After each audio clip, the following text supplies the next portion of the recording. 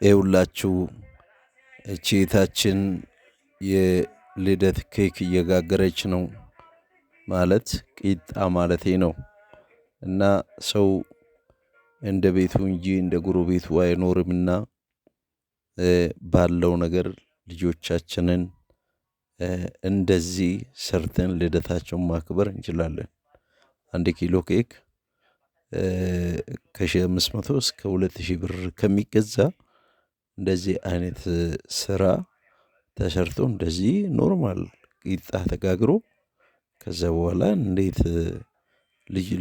ልጆቻችንን ልደት ማክበር እንደምንችል የሚያሳይ ምርጥ የሆነ ተሞክሮ ነው።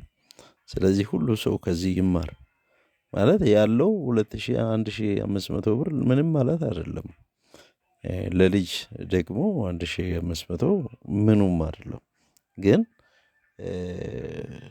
ደግሞ ሲጠፋ የግድ መጨነቅ አያስፈልግም። እንደዚህ